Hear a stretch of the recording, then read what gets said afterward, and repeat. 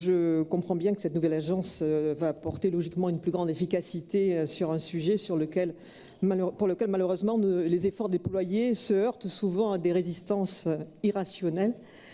Il est regrettable qu'il y ait encore tant de blocages, tant d'erreurs d'aiguillage, d'autocensure par rapport à certaines formations.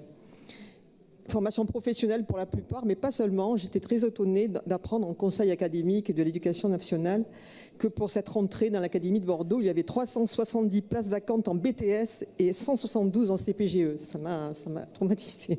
Donc il est donc tout à fait opportun, comme vous le proposez, de coordonner les acteurs de l'orientation, de cibler les parents qui sont les principaux souscripteurs et qui souvent véhiculent les a priori, de donner de la visibilité au métier, de structurer encore plus les lieux d'orientation. Tout ceci nous paraît aller dans le bon sens, d'autant que la philosophie du dispositif elle-même évolue. Sur la prospective métier notamment, vous convenez qu'il faut dépasser une vision purement adéquationniste, ce dont nous sommes depuis toujours convaincus, sachant que seulement 30% des actifs exercent un métier correspondant à leur formation professionnelle initiale. Je m'en tiendrai donc à quelques remarques. D'abord qu'il faut bien sûr garantir un lissage territorial afin d'éviter la concentration d'actions autour de la locomotive cadre métier. J'ai pris bonne note des 4 sites que vous avez signalés à l'instant. Ensuite, il serait certainement utile de clarifier la coordination des compétences de la région avec celle de l'État. On sait que la loi de 2014 a fait de l'orientation une compétence partagée, dont les régions sont chefs de file, mais à la gouvernance tripartite au sein du CREFOP.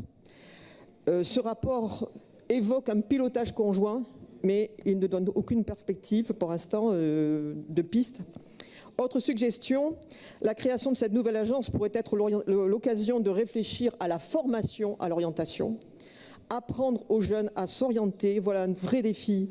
C'est la garantie de la prise en compte dans le processus d'orientation, de l'évolutivité du développement personnel et pas de la seule employabilité.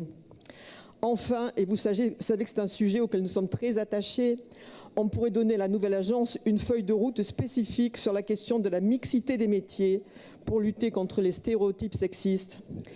Les olympiades des métiers s'y emploient déjà avec bonheur, mais elles sont un peu l'arbre qui cache la forêt des préjugés.